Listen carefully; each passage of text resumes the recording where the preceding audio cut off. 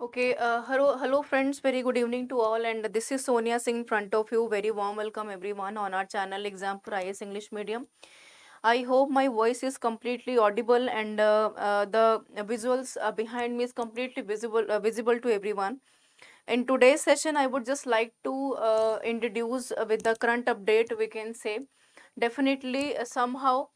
Surely we can say this is somehow the part of you can say the screenshot of the updation. They explained the women heroes of India's freedom struggle mentioned by PM in his Independence Day speech. So we are just going to take a glimpse of the speech of Mr. Narendra Modi on 15th of August that he already gave earlier. So we are just going to explain in a very depth manner.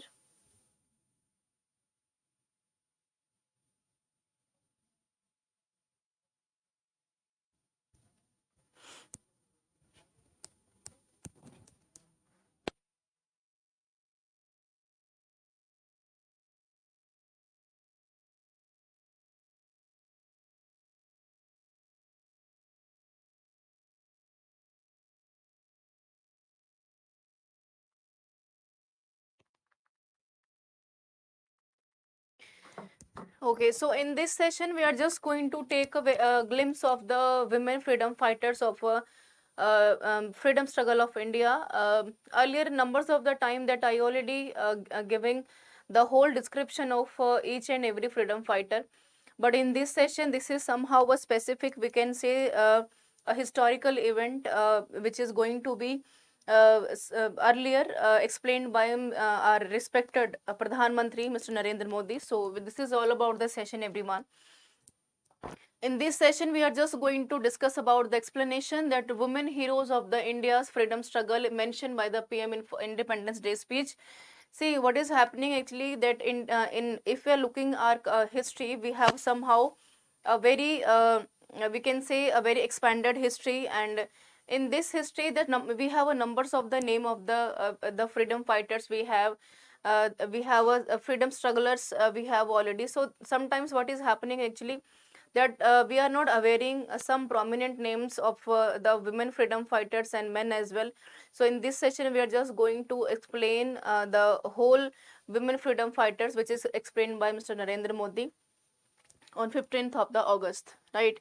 Before going to start the session, everyone, I'm just going to explain the benefits benefits to install the EXAMPUR Sarkari Naukri preparation app. So it is a I think it is somehow very much helpful to everyone. Those students are just installing the EXAMPUR Sarkari Naukri preparation app, and this app is very much beneficial to those students who are just preparing for the future government exams, or those are presenting, those are preparing in RANI basis their examinations for government exams. So definitely you can join the app, everyone.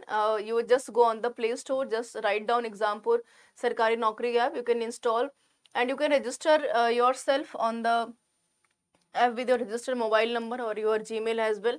So this is somehow a very beneficial app, everyone, where you can get the doubt sessions, you can live session as well. We have application classes, you can ask your doubts, you can counsel, you have a you can take the counsel of the teachers as well. You can definitely share your problems as well, specifically related with the academics problems, and surely the teachers are liable to be help and try to be take your doubts and try to help everyone. So this is somehow very important, we can say, the app specifically for the students who are preparing for it, the government exams. So let's begin the session, everyone. We are just looking the session in a very we can say from the basic approach. Why we are just discussing this topic? Because your prelims exam is about to sorry, your mains exam is about to come in September, so it is a very important to discuss the importance of the, we can say, which is going in these days, and specifically going in the present days, to announcing or to taking the names of the women freedom fighters on the national level, or we can say representing India somehow the international level, is somehow a matter of proud for us. specifically when we're discussing, and when we suffered specifically with the problems of the women empowerment. Hello Jeet, very good evening. So this is somehow very important session, everyone. And what we are going to discuss, everyone, PM Mr. Modi addressed to the nation live from the Red Fort, and while doing the live session on the Red Fort, he was giving the name of the some of the freedom women fighters. And in this session, we are just going to address the question first of all, and what type of the questions formation the mains they will ask you, and we will understand the approach. We will try to make the good introduction in the question, how you will deal the question. So this is all about the session, everyone, the short introduction of the session. See, before that, I think in whole India, if I am discussing the consideration of the whole India, I think none of the students and none of the I think citizen of India are not aware about the name of a not as the name of awareness about the name of Rani Jhansi. And Lakshmi Bai, the Rani of Jhansi, was an Indian queen and Maharani. You can say on the screen, Maharani consort of the Maratha princely state of Jhansi from 1843. And see, whenever we discuss about the first independence war, the struggle, we can say the first independence war, the Sepoy of Mutiny as well. Rani Jhansi is somehow is very prominent name in the Indian history, and it is very difficult to forget her name. Specifically from the Jhansi, we are specifically aware about the doctrine of lapse as well by Dalhousie, and definitely the wife of a Maharaja Gangadhar Rao, and she was one of the leading figures of the Indian rebellion of 1857 and became a symbol of a resistance to the British Raj for the Indian nationalist. Right, so this was the first time in the struggle, or we can say the first war of independence of 1857, that this was the first time that we got the name of Rani Jhansi, that we got the terminologies like nationalism, and this was the first time then we arising. Then we emerging ourselves on, we are arising as the nationalist countries or nationalist states in front of the British Empire. So what we are just going to discuss in this session. See, in this session, as per the prelims perspective, right, and as per the mains perspective, we are just going to discuss the question on the both basis. Prelims perspective, it is a very important to remembering the names, the facts that we are just going to explain earlier. And what about the mains, everyone? Specifically, the question will ask on the women empowerment, right? The women empowerment, the question is directly asks their struggling phases, their strugglings, for whom the freedom fighters, the freedom struggle, or we can say the freedom fighters. So we are just formatting the question. And Lakshmi Bai, the Rani of Jhansi, was the queen of the princely state of Jhansi in North India. That we know very well about the story that in 1857 the first war of independence was happened there, and numbers of the state like Jhansi, Nagpur, Sambhalpur, Udaipur, and somehow the princely states, they were not completely contributing themselves to the British Empire. We very much aware about the doctrine of lapse of Dalhousie, where the blood is just considered the next successor of the designation. And whenever we talk about the Rani Jhansi and his son specifically, you can say Jhansi district in Uttar Pradesh, India, she was not one of the leading figure of the Indian rebellion of 1857 and become a symbol of resistance, right? Symbol of resistance.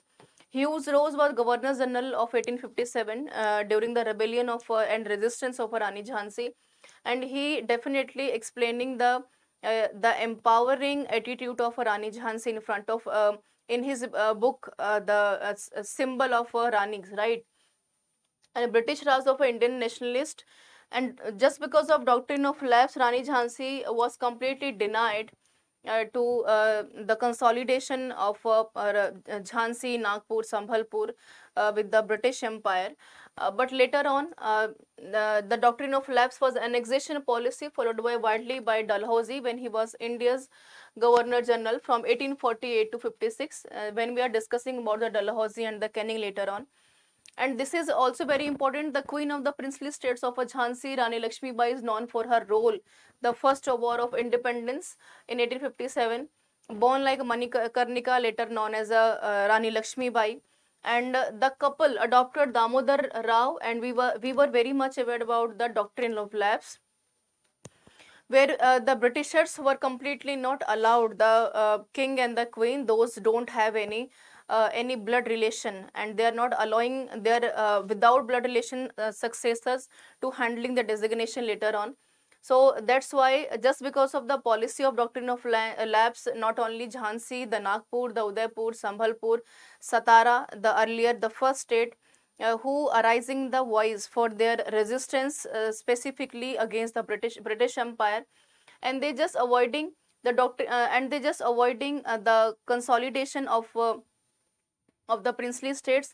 And doctrine of lapse was annexation policy, that at the last, when the provinces, specifically the princely states and the states like Nagpur, Jhansi, Sambhalpur, when they don't have any the we can say the survival of the later on, they don't have any we can say the chances and opportunity for the survival, they are forcefully adopted the doctrine of lapse.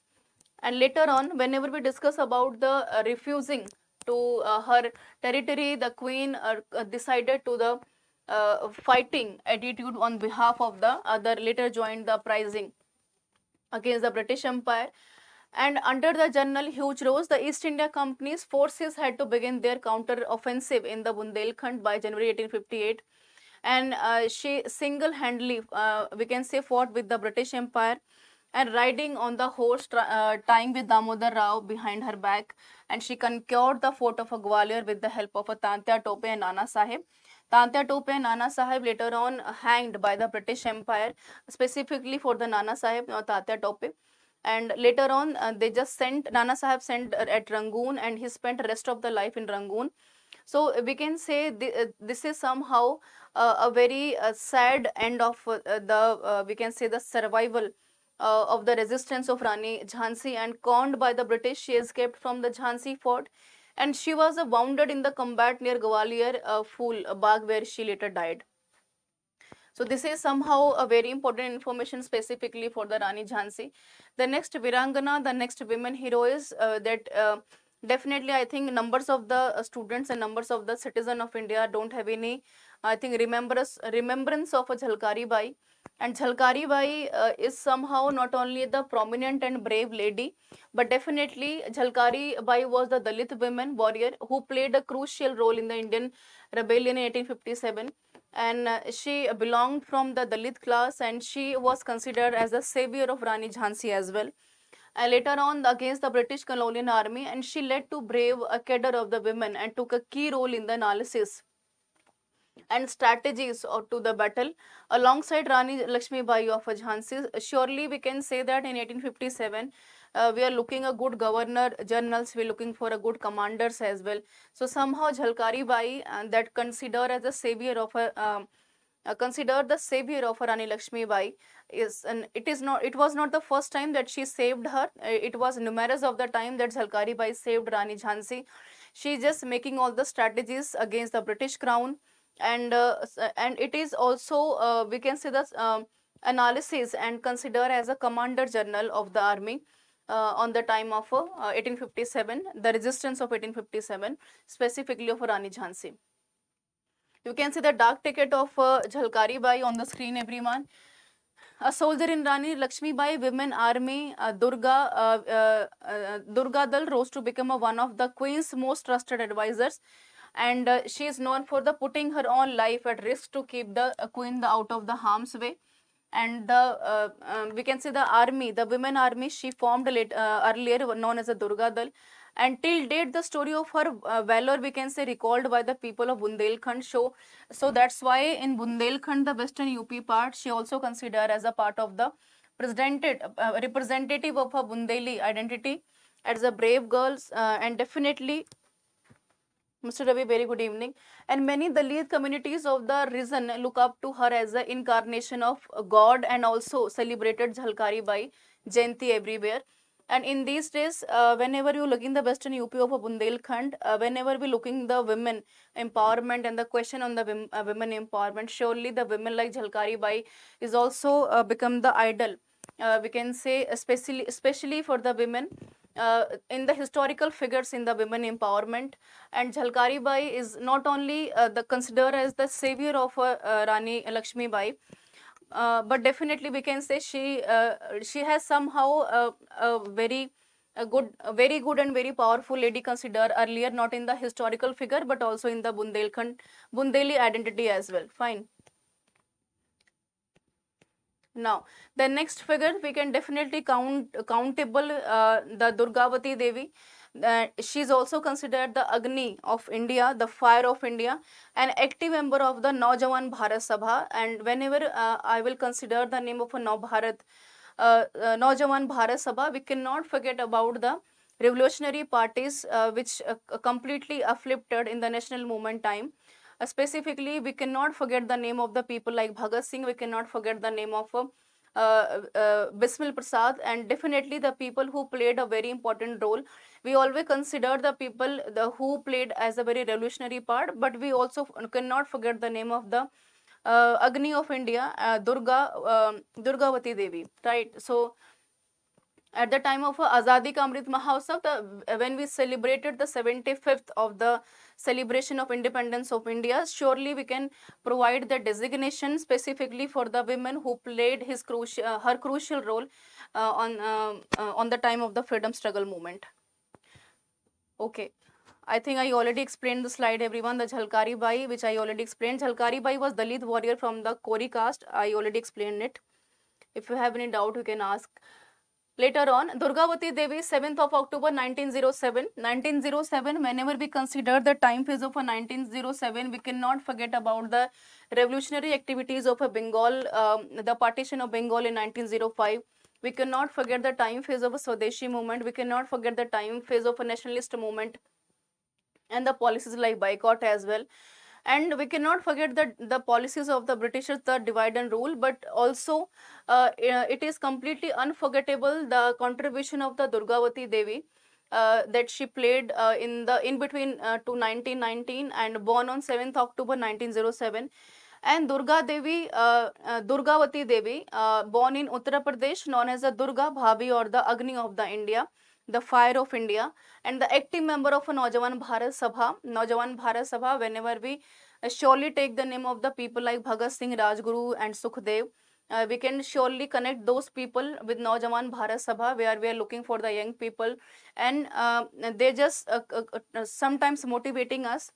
And the the women like Durgavati Devi, the women in also India motivating us a lot, had a strong influence on the members of the Hindustan Social Republican Association, also considered as HSRA, right?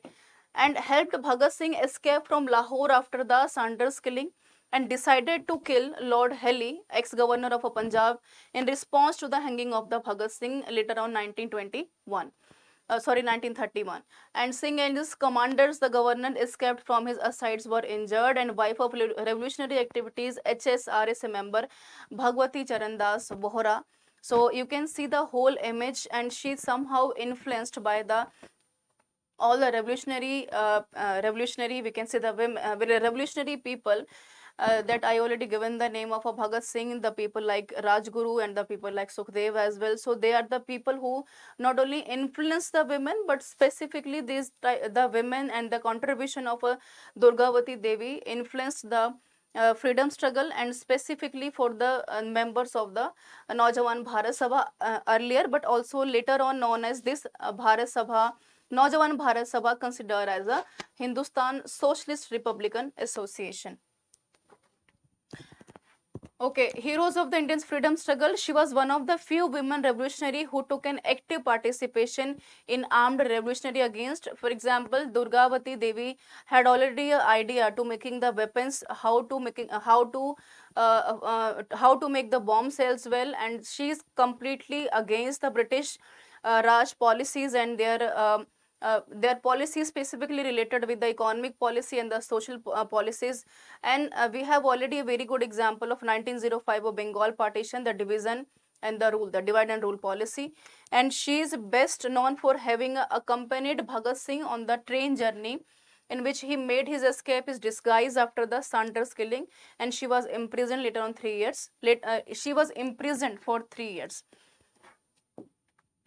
Durgavati Devi, who was popularly known as Durga Bhabhi and was a revolutionary woman, and who already an idea about armed struggle against the colonial rule, the colonial policies, against the colonial, we can say the opinions against the Indian freedom struggle. And we know very well they are somehow compatible with Mahatma Gandhi. They are somehow adopted the opinions and the reviews of Mahatma Gandhi, but they are completely against, specifically the colonial rules.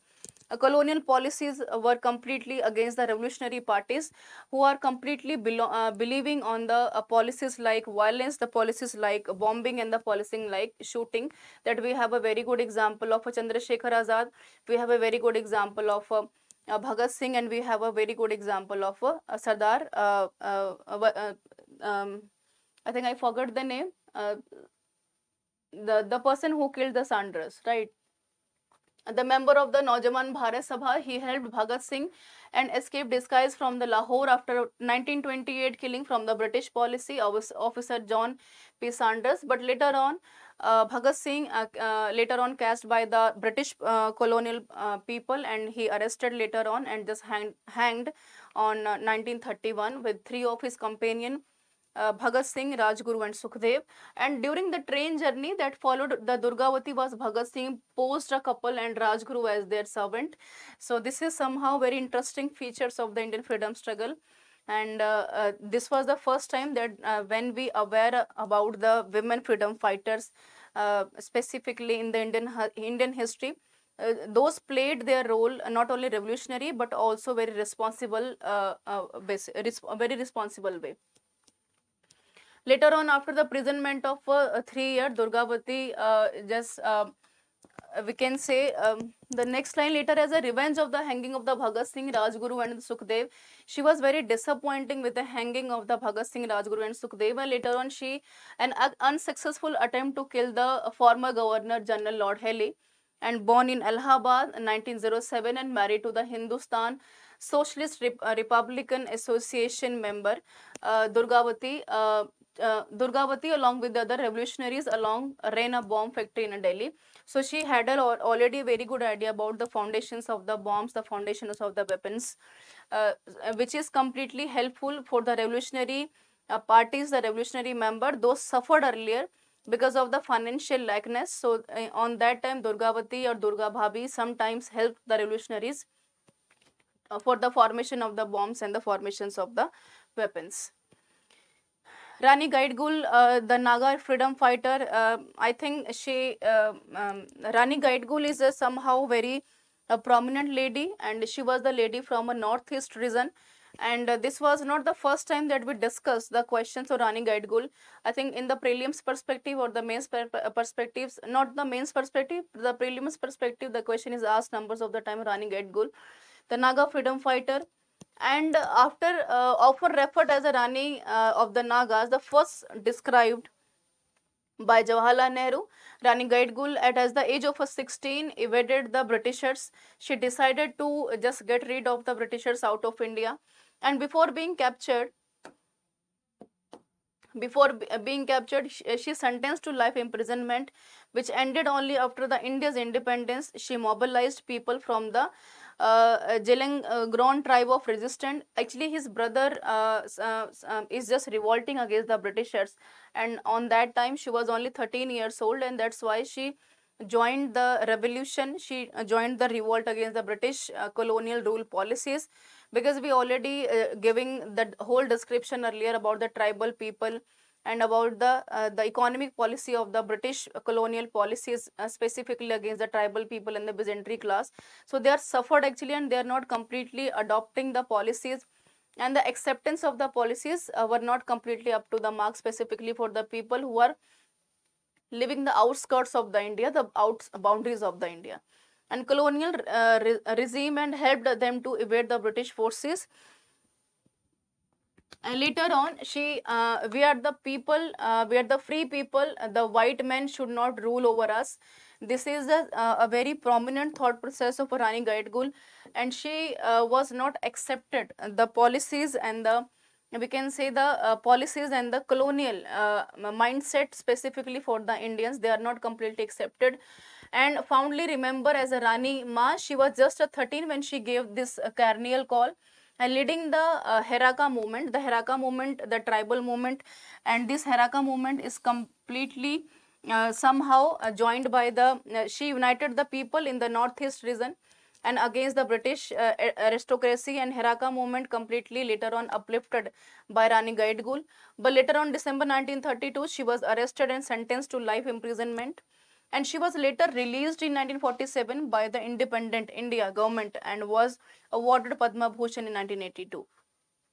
So this is somehow a very prominent information, we can say, as per the need of the prelims perspective and as per the need of the mains perspective. If the question is directly asked on the women freedom fighter, so surely we can mention definitely 5 to 7 lines specifically for the ladies like Rani Gaidgul, the Rani Jhalkari Bai, Rani Jhansi Bai, Lakshmi Bai. So we have already mentioned all these women. Now, born in 1915 in present day Manipur, Rani Gaidgul was a Naga spiritual and political leader who fought the British. After releasing by the Indian government 1947, when he got Padma Vibhushan, she is still addressing the people, and the Heraka religious movement still is very prevalent in the Manipur region, specifically for the Seven Sister regions and the Northeast regions. And she rebelled against the empire and refused to pay the taxation, because the hike of the taxation and the implementation of the taxation by the British Empire on the lands was very much, and asking people to do the same. And she started to reuniting the people. She started to teach the people against the British Empire, the British policies. And it is very important, we can say, the step against the British Empire, that a small girl, she was only 13 or 14 years old, that she totally remarkable action we will consider against the British policies, that the policies and the mindset of the Britishers were not completely accepted. The next name, which is completely unforgettable, and we heard, I think, numbers of the times, several of the times, about the Hazrat Mahal. We cannot forget about the name of Awadh, and specifically whenever we discuss about the first war of independence, 1857. Very good evening to all. Whenever we discuss the formation of 1857 first war of independence, whenever we take the name of Maharani Lakshmi Bai, so they cannot forget the name of Hazrat Mahal. We cannot forget the province like Awadh. We cannot forget the name of Allahabad and Lucknow as well. The doctrine of lapse definitely impacted a lot, not only the Nagpur, Sambhalpur, Udaipur, Satara, and rest of the part of Jagdishpur, Kanpur. But surely, whenever we discuss about the Awadh don't have any implementation of doctrine of lapse, but by implemented the policies of the Britishers and the Dalhousie policies. But later on, the Awadh rule, Dalhousie and the Canning, they are the Governor General of 1857. They completely just threatened the Nawab of Awadh, and they said ki they are not the very much compatible ruler, and the whole of the praja are not favoring him. So it is a very important to left the designation and just move away. So Rani, whenever we discuss about the Begum Hazrat Mahal, whenever we discuss about the short biography, we can say the wife of Wazid Ali Shah and the queen of the Awadh. Whenever we take the name of Wazid Ali Shah was the person who was somehow very prominent ruler in 1857 from Awadh, and though charming and affable in nature, was a strong leader and an adorant strategies when he started to completely rejecting the policies of the British Empire. And she bravely led her armies one of the central place of the revolt, because they arrested Wazid Ali Shah later on, and they just asking to adopting the policies of the British colony, because they are not going to accept the designation of the Wazid Ali Shah. and she revolted finally in Lucknow, and even after being a gallant woman, she is lost in the pages of the history. We cannot forget about the Hazrat Mahal's bravery, that on the arriving time of Wajid Ali Shah, she already playing his role in a very well manner, and she's tried to be tackle the strategies and the policies of the British Empire or British colonial rules. And known as the Begum of Awadh, she rebelled against the British East India Company in 1857 and seized control over Lucknow. She totally denied to left Lucknow, and she always tried to be fight with the British Empire, and she's very good commander as well. She tried to trained the army as well, and she raised voice against the East India Company for destroying Hindu and Muslim places of faith. And with the British taking over Lucknow, Begum Hazrat Mahal was forced to retreat, and she finally found, we can say, she sent in the Nepal, whereas she died in 1879. After her husband Awadh Wajid Ali Shah was exiled after the 1857 revolt, Begum Hazrat Mahal later on with her supporters took on the British and the arrested control of the Lucknow, and she was forced into the retreat after the colonial rulers recaptured the area. And after and on the final basis, Awadh is annexed by the British Empire, British colonial policy in 1856, sorry. So this is somehow we can definitely say that the fourth or fifth heroes of the international struggling movement. And we cannot forget about the name of Vellu Nachar, the Tamil queen who fought away from the British. Whenever we take the name of Vellu Nachiyar, she is not only the freedom fighter, but we can say definitely she is the definition of the perfection, right? She is definitely the freedom fighter. She is a woman as well. She is just try to be aware the women for the women empowerment. She's just awareing the the women for the social and the religious rights as well. She's just we can say she has a very good idea of the languages as well. She's very much fluent in English, Urdu, and Farsi, and she has a very good idea of the how to command the army as well. So we can say the Veera Mangai Velu Nachiyar, 3rd January 1780 to 5th of the December 1796. Rani Velu Nachiyar was a queen of the Shiva Ganga state from 1780 to 90. Moreover, the time phase of 10 years, and she was the first Indian queen to just involving herself to the policy of the East India Company, and she is known by the Tamils as Veera Mangai, the brave woman, and Vellur Nachiyar was the princess of the Ramanathapuram and the only child of the king Chelumatha, and Vijay Ranganutha Setupathai and Queen Sakand Muthal of the Ramanand kingdom. So she is completely, we can say that she is one of the child of her parents. Tribute, whenever we discuss about the Rani Vellu Nachiyar, 18th century queen from Shivaganga, and her bravery during the period of Rani Vellu Nachiyar sought the alliance with the Gopal Naikar, Haidar Ali, and the former formed an army. Haidar Ali on the time of the Marathas Empire, 1780. Later on, Haidar Ali was killed by the British Empire, and Tipu Sultan later on commanding the Marathas, but she also giving her contribution to promoting the feeling like patriotism and nationalism. Later on, many years before the revolt of 1857, Vellu Nachiyar waged a war against the British and emerged victorious. And later on, after her husband was killed in battle with the East India Company, she entered conflict and won the support of her neighboring kings that I already given the name of Tipu Sultan and the Haidar Ali. And the first human bomb, as well as established the first army trained women soldiers in the last 1700. And her army commander, Coily, he believed to have set herself ablaze, walked into the British elimination dump. And she is not only the brave lady, but she has already the courage to fight the enemies of the British Empire as well. against the British, we can say the policies, the British, the intention of the British colonial power to capture the whole India. Okay, before going to ahead everyone, this is the time of the question you can see on the screen. This is the question of the prelims everyone. The previous year question we can see on the screen, which is asked in 2011. With reference to the Indian freedom struggle, Usha Mehta is well known for what? We cannot forget about the name of the All India Radio.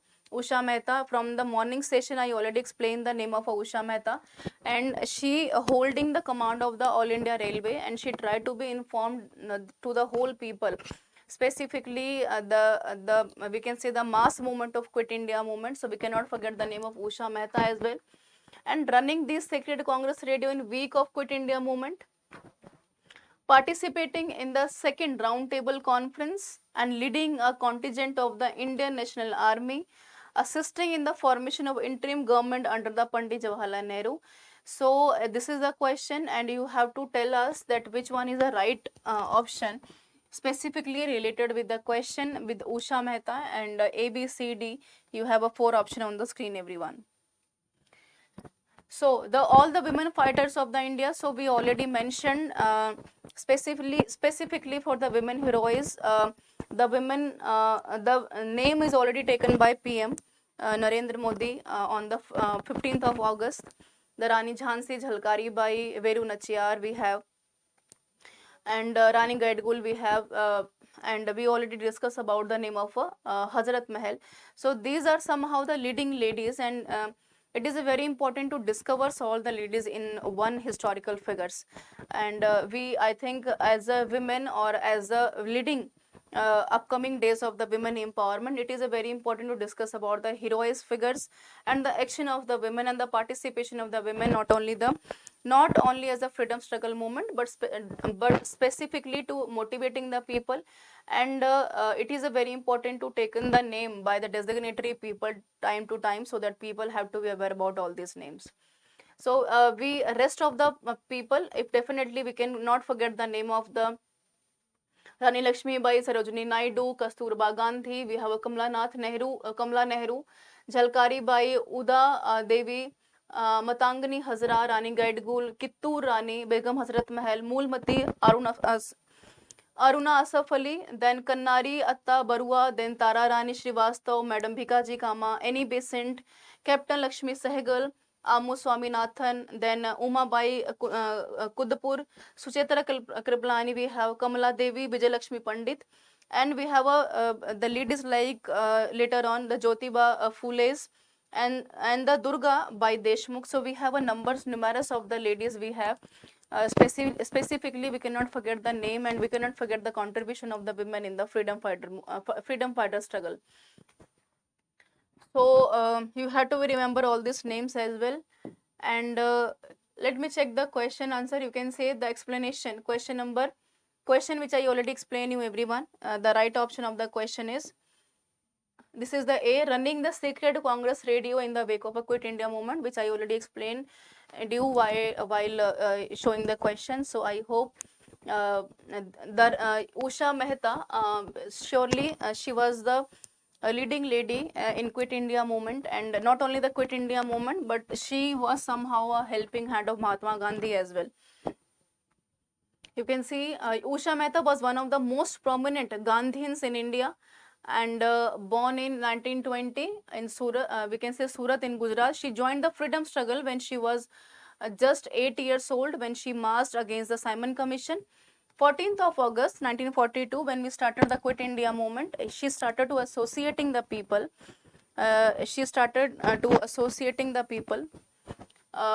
Against the Britishers and their policies. A radio broadcast the voice messages of the Gandhian and several other leaders to the public. The station changed its place after every broadcast to avoid the captured by the government. So it is such a very big task, we can say.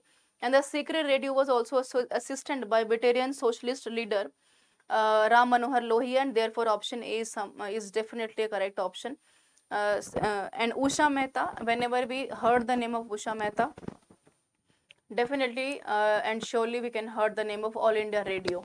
So this is somehow the contribution of Usha Mehta that she gave on the time of Quit India movement 1942.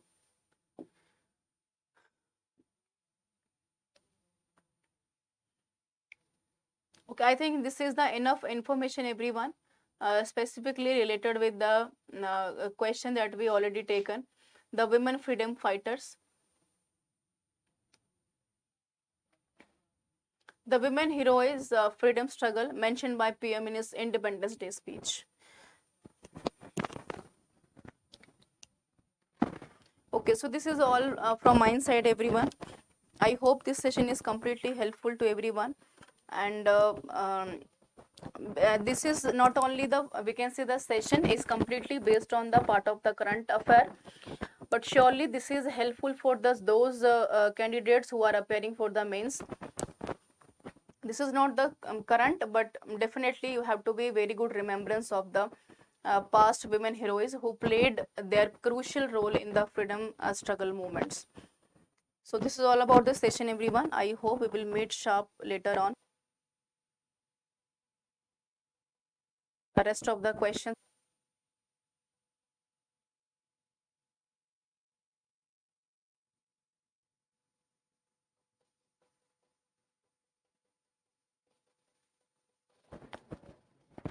From tomorrow, we will for tomorrow, everyone, we will meet at sharp 11 a.m. and we will discuss the rest of the question that we left in today's session, and we will try to be mark all the answer writings which is relevant as per the need of the mains perspective.